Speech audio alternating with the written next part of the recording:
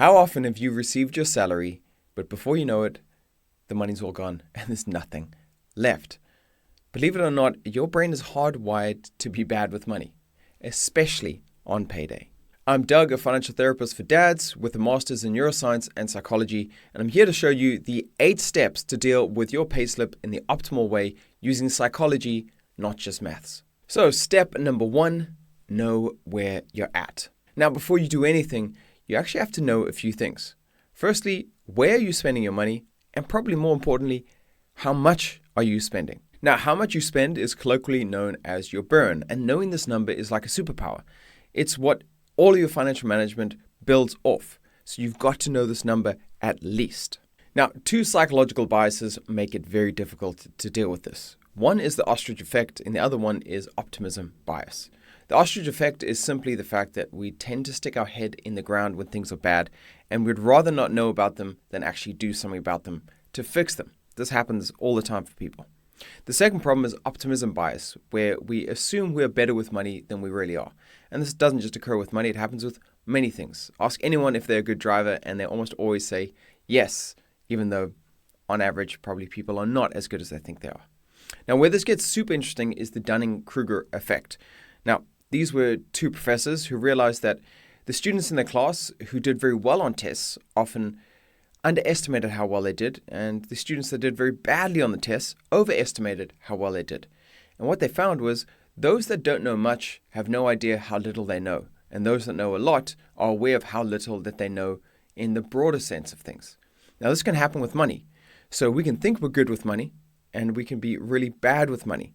In fact, the worse we are with money, the more optimistic that we're good with money. We don't want that. By knowing your numbers, you will know exactly how good you are with money. It'll be the reality check that you've been needing. And there's some really key benefits that come with this. The first one being that just by being aware of how you spend your money, you tend to reduce your expenditure by around 20 to 25%. That's amazing. The second thing is you can start now organizing your funds in a way that represents what you want from your life. Let me show you what I mean when I dive into my spreadsheet. So this is the spreadsheet that I use to track all my spending. And what you can see here is a few things. Firstly, my income. I list all the different incomes I have. And then I list all my expenditure underneath here. The most important thing is this row here, because this is my standard bills, what I call the past me. These are all the things I've already agreed to pay every month. So this tells me what my baseline burn is. If I plug in everything into here, you'll see my savings go into here, my investments, as well as kind of discretionary spending. Then everything gets added up and it gets put into there, which is my total spend. And those 2 get subtracted. I don't have to do anything, and I'm left with a number. So I have £1,000 left for this month. So I start to know my burn, but I know it in very particular manners. I know what my bills are. I know that my bills cost me roughly £3,000. I know what my future savings cost me, roughly £6,000. That's a bit out because I'm saving for a kitchen and a holiday at the moment. So that's not quite right, but you get the idea. When it comes to present me, it also shows me how much I'm spending on myself for fun, and that is currently at £754. So the percentages are important because there are key percentages which we'll talk about later. Essentially, all I want to show you here is the fact that you need to know how much you're spending a month so you know how much you need to earn a month. So here I know I need to earn at least £3,200 just to cover my bills. Now, that lets me know what my burn is and what I should be at least making every month. If I'm not making at least that, I either earn too little or I spend too much. So now that you know what your burn is and where you are financially, it's time to move on to step 2, which is to check on your workplace pension. Now, the reason this is so high up in the order is that it's hard to beat free money, and that's what a workplace pension is. Now, the reason this gets hard to deal with is that we think retirement is far away in the future, and we think today is far more important. This is what is known as temporal bias or present day bias. What if I told you just spending 30 minutes or so on your retirement could earn you hundreds of £1,000s? Would that change whether you want to look at your workplace pension or not? I thought so. So let's do it together. So the first thing is to make sure that you're enrolled in a workplace pension.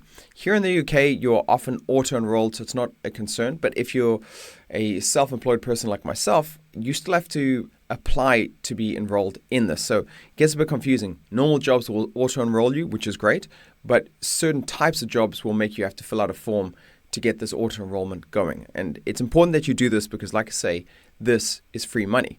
How it works is you get deducted at source some of your salary, and this goes to your pension. Your employer will then match that. In my case, they actually double what I put in. And then, even better, the government then gives you tax relief on this because I don't pay tax on the part that is taken out of my salary. So it's a double win. Not only is your workplace giving you more money, but the government is giving you more money. So this is win-win. Do not overlook this step. Make sure that you are enrolled in some sort of workplace pension if it is available to you. Now, assuming you are enrolled in a pension already and you've done all this, the next thing to do is make sure that you are in the fund that you want to be. When you're auto-enrolled into a pension, they put you into the default fund.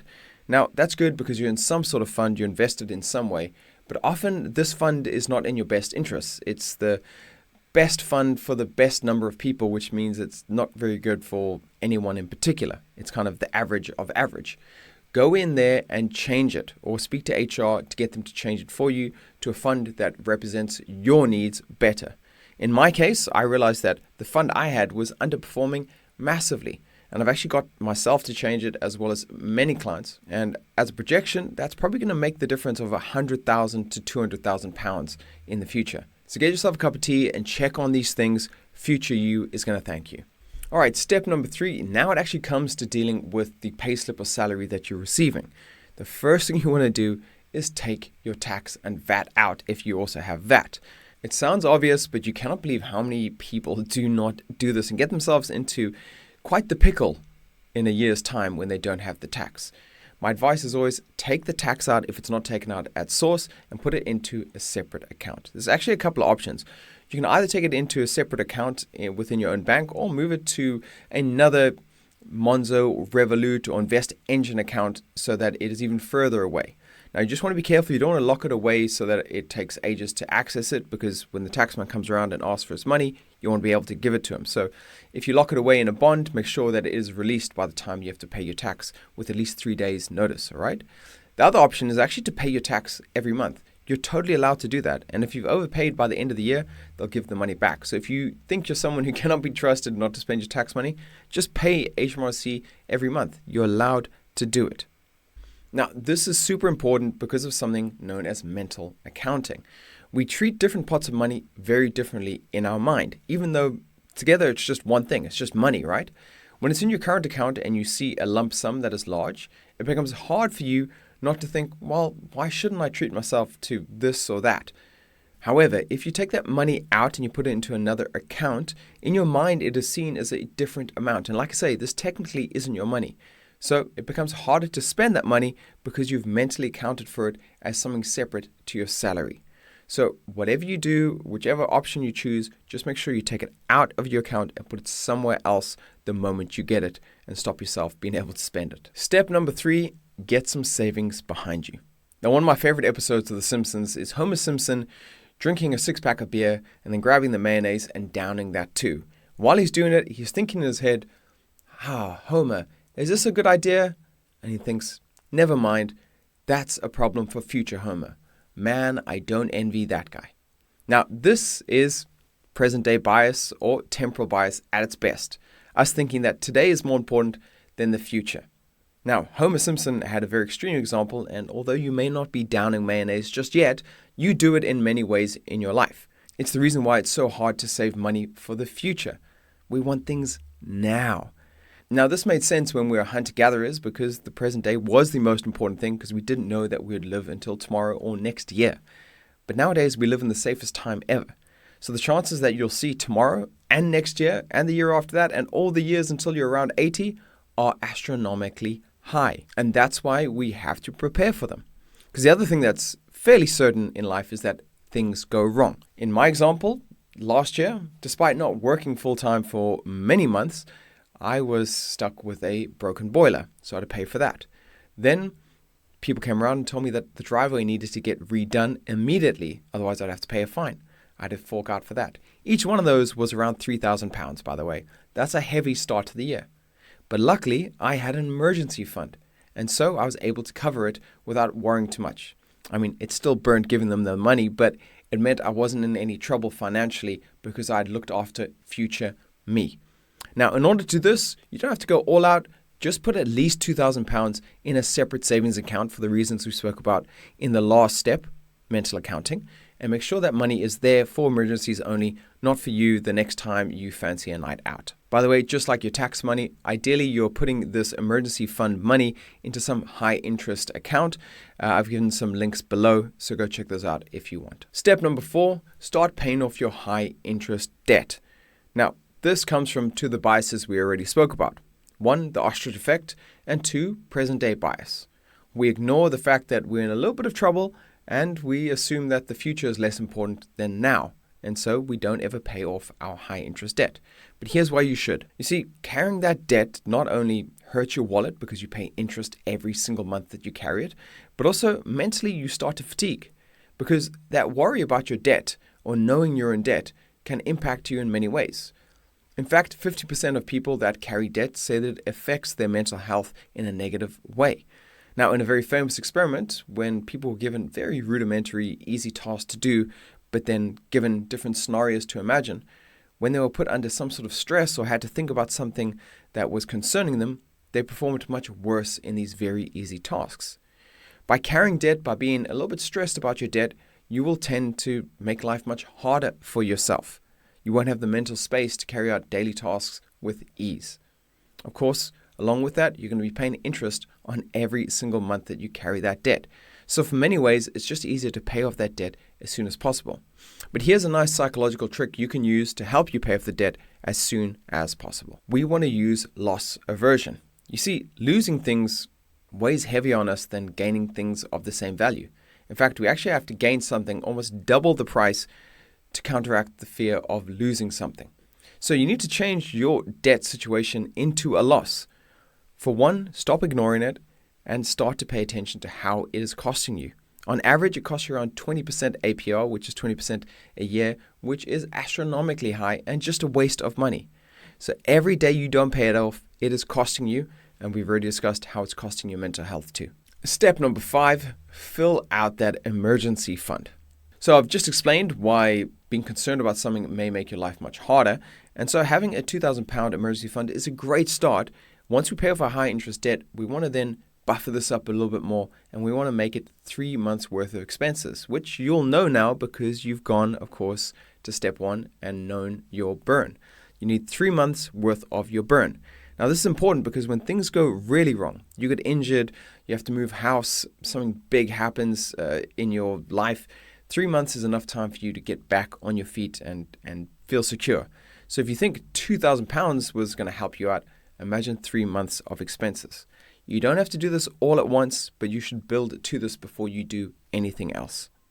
I like to make the definitive change from emergency fund, £2,000, to protection fund when it's 3 months of expenses. That's because it feels more like a protection at this point than just for an emergency. Number 6, go back to your pension. Now, I already know you have a workplace pension because you followed my steps before, but you know what's better than just having a workplace pension? Having enough money in your retirement to really enjoy life. Because here's the reality, your workplace pension is probably not going to cut it. As an example, after 11 years of working as a stuntman, I wanted to check on my pension. Excitedly, I opened up my Aviva account and I found that I had £11,000. Not really life-changing, is it? So although it's a good start, it's probably not going to be enough. And with talk of state pension here in the UK being scrapped sometime soon, you want to make sure you look after yourself, in particular your future self. And you can do that by using a SIP or self-invested pension pot. This means that you are going to give money from yourself to your future self via this tax wrapper. What's great about this is the money that grows in there is not taxable per se, it's just taxed as income when you take it out on the other side. So it means you can grow a large sum in here without being taxed in a way that it is aggressive. Now, you don't get a workplace match, but you do get tax incentives. So it can be a tax write-off, which is a bonus. So it's not double free money, but it's still free money and it's worth doing because you're looking after future you. Now, just be clear, in the UK, you can't access this money until you're 55 to 60, depending on how old you are now. But that's actually a good thing. This is known as friction in psychological terms and takes advantage of the fact that inherently we are lazy or we are prone to status quo bias, whichever you prefer. Effectively, whatever requires the most energy, we are less likely to do. Now, this is terrible news for mowing the lawn motivation, but great news for your money. Why? Because money likes nothing better than to be left alone to grow and compound over years, and nothing gets in the way of that more than you getting grubby hands on it too soon. So the fact that the money is locked away is a great thing. Use it to your advantage, get the tax incentives, fill up that pension pot as soon as you can. Number 7, use tax-free accounts. Now, I've said it before and I'll say it again. Free money is amazing. But since you are well aware of loss aversion now and the fact that gaining money isn't as attractive as losing money is bad for us, we're going to reframe all these tax advantages as a loss. So check it out. Firstly, if you're under 40, then you can apply for a LISA. A LISA is a lifetime ISA. This is a tax wrapper for people under 40. And what the government will do is give you £1,000 for every 4,000 that you put in. Easy as that. So for every year you don't do this, if you're under 40, you're losing £1,000. So if you're 38 right now, £12,000 is on the line that you are ready to lose. Don't let that happen. Apply for your LISA as soon as possible if you're under 40. Now, if you aren't and you want to apply for an ISA instead, but even if you have a LISA, you can open up an ISA too, then you want to do this. And here's why. Say you fancy NVIDIA as a stock. It's £100 a share right now, and you buy 10 of them, and you think that's brilliant. It gets even better. Next week, it goes up by 100%, so now each share is worth 200. Now you've made £1,000. If you invested in NVIDIA just through a normal dealing account, then guess what? You're going to have to pay probably 20% tax on that £1,000 gain. So £200, like that, gone. However, if you'd done the exact same thing via a stocks and shares ISA, you don't have to pay any tax on any of it. That £1,000 gain is all yours. Don't lose money to the government unnecessarily. Number 8, automate it all. Now, you remember that status quo bias that made it hard for you to access your money and it was too much friction to access your money, which meant you don't do it? Well, the same applies to saving money. Because it requires some effort, we tend not to do it. So this is how you're going to help yourself. You're going to automate any one of these saving steps, whether it's paying high interest debt, if it's putting money into your emergency fund, or if it's saving money into an ISA or pension. You want to automate it. And when you automate it, all you have to do is do the work once. Once a direct debit is set up, that money is going out every month. This is another great reason for knowing your numbers. You'll know with confidence how much you can afford to give away each month. By doing this, you're going to make it very easy for yourself. And what all the research shows is that willpower is overrated. Ease is the thing that makes you do things over and over again and develop habits. You'll make the decision and then you'll set it and forget it. All right, and bonus tip number 9, make it fun. You see, when we save money, it should be an enjoyable thing because we're looking after our future selves. But what tends to happen is we can get overly aggressive with the saving and it can become almost a saving burnout. This happened to me a few years ago where I was so keen to get out of debt. We lived in a pretty miserable environment. We had a lot of fights, me and my partner, because everything was stressful. Everything was concerned about saving every single cent that there was. What I didn't recognize is that you need to make it fun because habits are developed by dopamine, and dopamine is released when we feel good about what we're doing. So here's the compromise.